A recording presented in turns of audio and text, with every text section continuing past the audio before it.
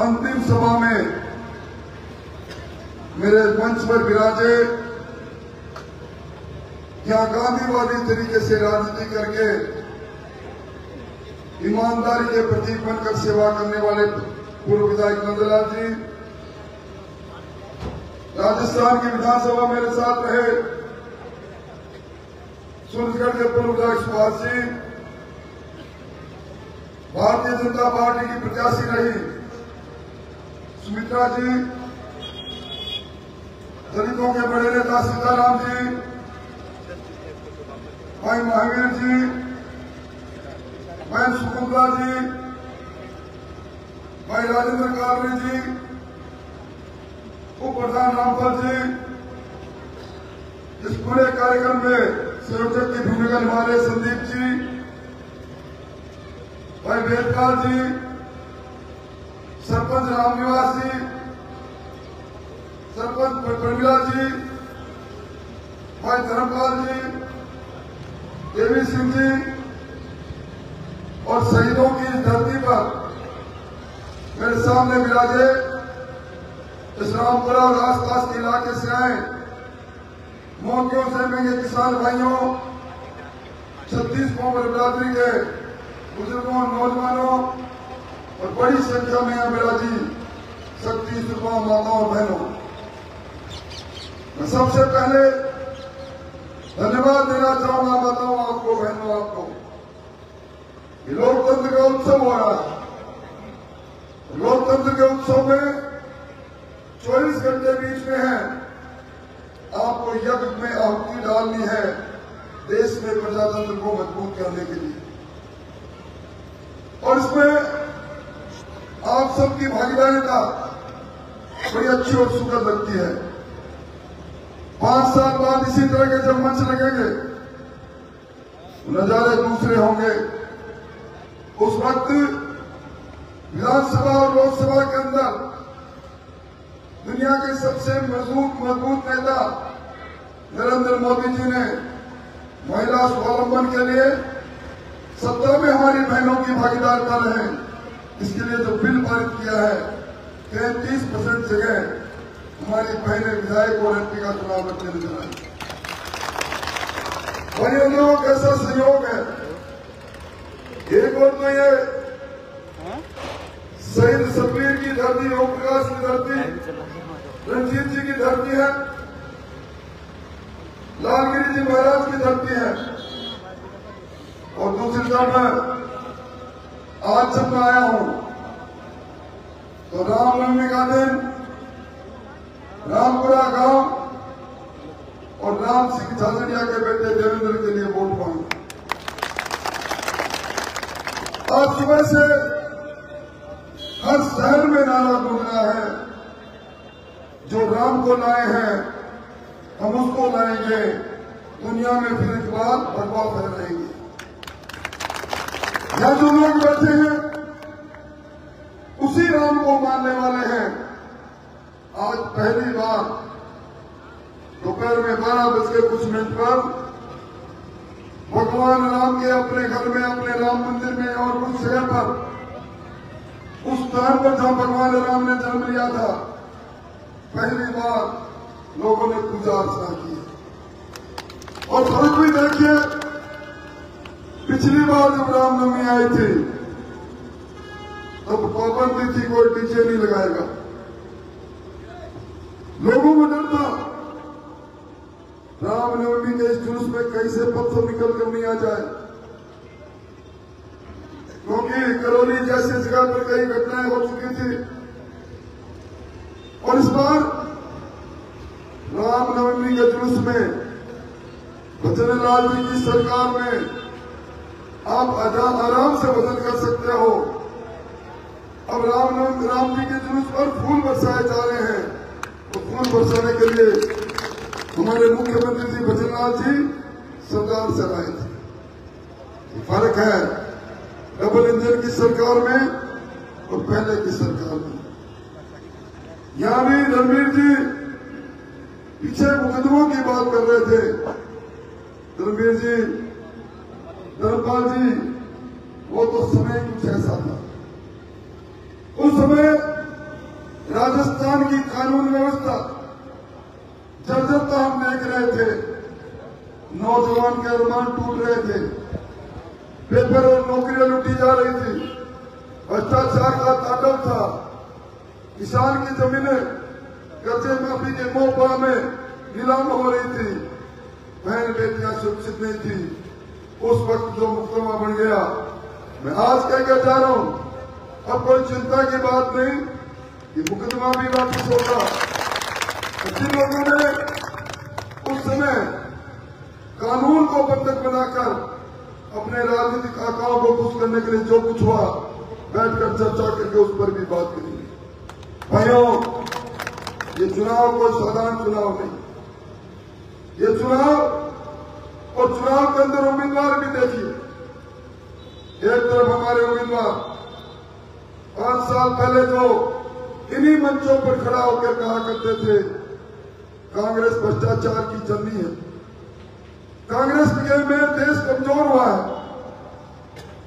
Congress party एक परिवार की पार्टी है, अन्याय और अत्याचार करने वाली पार्टी है, ये बच्चा खूनी बच्चा है। आज वही राहुल जी, जब दूसरे राहुल जी जिनको पप्पू लोग कहते हैं उससे मिल गए, टिकट का कटना, टिकट का मिलना, मैं समझता हूं अगर ये वापसी हो जाए, मुझे टिकट मिल गई, आज जिंदगी मुझे टिकट मिलेगी, तो फिर राजतंत्र और लोकतंत्र में फर्क क्या है? 13 लोगों की और भी टिकट कटी। हिंदुस्तान में 108 सिटिंग एमपी चुनाव नहीं लड़ रहे और किसी ने पार्टी के साथ दगा नहीं किया। ये दगा किसी का सगा नहीं है मेरे भाइयों। दगा करने वाले लोगों को भगवान भी देखता और जनता भी देखती। इसलिए मैं कहने आया हूं, एक तो वो लोग हैं कल तक भारतीय जनता पार्टी को मां कहते थे, मां की पीठ में खच्चर मारकर आज राहुल गांधी जी के साथ खड़े हैं, क्योंकि राहुल गांधी भी एक ही बात कहते हैं, कांग्रेस गिरवी रहे मेरी मां सोनिया गांधी के पास और प्रियंका गांधी के पास। गांधी परिवार 3 आदमियों का, 3 व्यक्तियों का परिवार, और उस परिवार के अलावा गांधी तो कांग्रेस का आला कमान नहीं। और कसमा परिवार भी यही कहता है, कोई भी चुनाव हो, सरपंच का चुनाव से लेकर, प्रधान ग्रुप से लेकर, एमएलए एमपी से लेकर, मेरे परिवार में ये चारों करती रहे, वरना 14 बार टिकट लेने के बाद इस प्रकार का नजारा हो नहीं करता। और दूसरी तरफ जो उम्मीदवार उनके सामने खड़े हैं, देवेंद्र झाझड़िया, गरीब की झोपड़ी में जिसने जन्म लिया, जिसका बचपन अभाव में बीता, देश का नाम किया, पद्म भूषण और पद्मश्री की उपाधि जो नहीं मिलती भाइयों, उनको मिलती है। देश के लिए जीते हैं, देश के लिए मरते हैं। मैं दर्जनों सभाओं का, प्रधानमंत्री जी की सभाओं का सहयोग कर रहा हूं। प्रधानमंत्री जी के मुख से मैंने कभी उम्मीदवार का नाम नहीं सुना। दुनिया का सबसे ताकतवर नेता आकर कह जाए, दिल्ली में नरेंद्र तो चूरू में देवेंद्र, छोटी बात है। इसलिए मैं निवेदन करने आया हूं, अब डबल इंजन की सरकार, नीचे सरकार बन गई, ऊपर की सरकार को कोई रोक नहीं पाएगा। दुनिया कहती है, राजस्थान में हिंदुस्तान का जर्रा कहता है, कब की बात 400 पार, और इस 400 पार में हम देवेंद्र, पद्म भूषण देवेंद्र झाझड़िया को मोदी जी का दूत बनाकर कमल के फूल के साथ भेजें। उस भेजने के लिए 24 घंटे का समय, और रामपुरा की यह धरती पर चुनाव प्रचार की समाप्ति। अब आपसे निवेदन करने आया हूं, जब आप घर घर हो जाओ, आप सब लोगों की कृपा से मैं पूरे संसदीय क्षेत्र में जाकर आया हूं। अब ये बात नहीं चलेगी, हर चुनाव में कह देते थे नोर भाद्रा में ये हो रहा है, और नोर भाद्रा में जाकर कह देते सुजानगढ़ में हमारी आंधी चल रही है। अब तो भैया पहली बार ये परिवार जो किसी न किसी तरह सत्ता के पास रहा, पहली बार सत्ता से दूर हुआ है। आपने ट्रांसफार्मर देखा ना, उसका बड़ा कटआउट कोई खींच कर बाहर निकाल ले तो ट्रांसफार्मर करंट नहीं निकालता। टेलीफोन का मोटा तार टूट जाए तो साइंस के अलावा टेलीफोन बचता नहीं। अब के पहली बार राहुल जी आपका ट्रांसफार्मर से फ्यूज जुड़ा है, राज के बिना हो, अब पता लगेगा कि आप कैसे कैसे बीत की आपने। मैं समझता हूं, मैं तो देखा एक लंबा चौड़ा विज्ञापन जारी कर रखा है। इन सालों में हमने इतनी रेलवे चला दी, कितनी जगह पर पुल बनवा दिए, कितनी जगह पर नेशनल हाईवे बना दिए। तो एक बात ये भी लिख देते, ये पुल बने, ये नेशनल हाईवे बने, ये रेलवे चली, ये रेलवे की लाइन बढ़ी, किसके शासन में बढ़ी? कौन था प्रधानमंत्री? और ना आप अब करवा के दिखा देना, 3 इंच लाइन भी कहीं बढ़वा देना। इसलिए भाइयों, दो तरफ की राजनीति चलती नहीं, दो रंग जीवन में नहीं चलते, एक रंगा और साफ मन रखना पड़ता है। जिस प्रकार का वातावरण बनाने की उन्होंने कोशिश की, मैं मेरे से अंतिम स्वागत सभा में पूरे संसदीय क्षेत्र के लोगों को धन्यवाद देना चाहूंगा। जैसा फल वो बोना चाहते थे, उसके ठीक विपरीत देवेंद्र झाझड़िया के साथ 36 मोहम्मद बुरादी तन के खड़ी। कोई ऐसा समाज नहीं, कोई ऐसी जाति नहीं जो देवेंद्र झाझड़िया के साथ खड़ी नहीं हुई।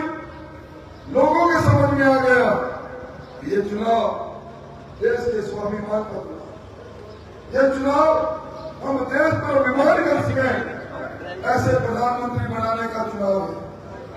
आज हमारा देश जहां जा रहा है किसी से छुपा हुआ नहीं, और यहाँ इतने लोग बैठे हैं, किसी न किसी के जीवन में कोई न कोई ऐसा काम है मोदी जी की सरकार ने जरूर किया है जिससे उसके जीवन में कोई न कोई फायदा हो। किसी माता के पास वो उजला गैस कनेक्शन है जो कभी अभ्यस्त वर्ग का हिस्सा हुआ करते थे। मैं देखा करता था, सांझ के समय हमारी बहनों के सर पर लकड़ी का गट्ठर हुआ करता था। चिंता हुआ करती थी चूल्हा कैसे चलेगा, तो लकड़ी के उस चूल्हे में फूंक लगाते लगाते अपने स्वास्थ्य को खराब करती थी। मैं भी देखा करता था तो शादी के समय में बहन बेटी को शौचालय निवृत्त होने के लिए स्थान तलाश करने पड़ते। आज नहीं, आज स्वच्छ भारत मिशन के अंदर हर घर में शौचालय है। वहीं 2024 तक कोई गरीब ऐसा नहीं रहे जिसके सर पर छत नहीं हो, जिसके घर में स्वच्छ जल का कनेक्शन जल जीवन मिशन में नहीं हो, दीनदयाल उपाध्याय योजना में जिसके लाइट नहीं हो। अब तो मोदी जी ने योजना लेकर आए भाई, बिजली का बिल भी शून्य डबल जीरो। अब इस प्रकार के सोच वाली शक्तियों को जन्म सकती है। यहाँ तो अभी मैं भाषण सुन रहा था उस विंग कमांडर दिनेश सिंह का, जिन्होंने सर्जिकल स्ट्राइक की बात की। दिनेश सिंह कितने वर्षों से आपकी मांग, सैनिकों की मांग थी, वो पूरी जिंदगी देश की सीमा पर जवानी बिताती, पर हमारा 1 रैंक 1 पेंशन दूर की गोली साबित हुआ। मोदी जी का कमाल है, ये मोदी जी है तो मुमकिन हुआ। 96,000 करोड़ रुपए हिंदुस्तान के सैनिकों के खाते में 1 रैंक 1 पेंशन। और देश के अंदर 1,80,000 करोड़ रुपए किसान सम्मान निधि के किसानों के खाते में बिना मांगे गए। राजस्थान में 19,600 करोड़ रुपए बिना किसी ने मांग नहीं की आपके खाते में जा रहे हैं। और अब तो 6,000 के 8,000 भजनलाल जी ने कर दिए। अगला 31 मार्च आएगा तो 12,000 होंगे, यानी आपके मेरे खाते में हर महीने बिना मांगे डबल इंजन की सरकार 1,000 रुपए।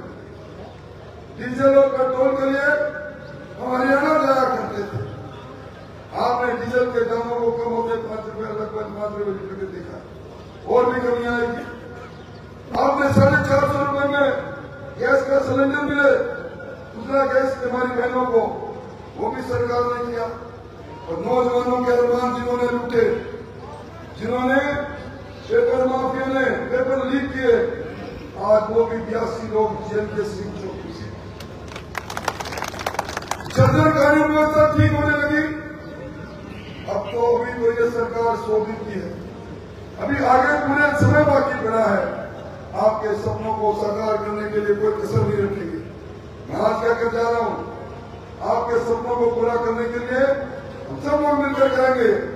और अभी मुझे कह रहे थे प्रधान जी किसान के बिल के बारे में, अगर ये बिल स्वीकृत है तो रामपाल जी चुनाव के बाद आप 15वें दिन मेरे पास आ जाना, स्कूल की स्वीकृति करा के स्कूल को निर्माण में आगे बढ़ाएंगे। मोटे तौर पर मेरा आपसे यही निवेदन है कि आप सब लोग मिलकर अब मोदी जी का दूत बनो। आप सब लोग, आप में से कोई ऐसा नहीं होगा जो मोदी जी को प्रधानमंत्री नहीं बनाना चाहता। सारे मोदी जी को प्रधानमंत्री बनाना चाहते हो, हाथ खड़े करके विश्वास दिलाओ। सिर्फ एक बच्चे पीछे बैठा,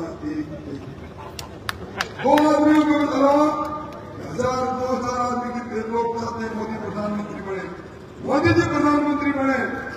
अब समय आ गया है, इस सभा के बाद माइक्रोफोन बंद हो जाएगा, घर घर में जाना होगा, हमारा 100% वोट पड़े, आप सब लोग वोट डालें।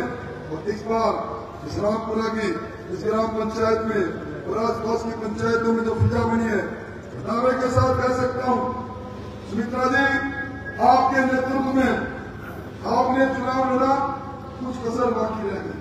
और आपके नेतृत्व में जो कारवां चला, जो इस विधानसभा के गांव गांव तक पहुंचा, उस कारवां का कमाल है।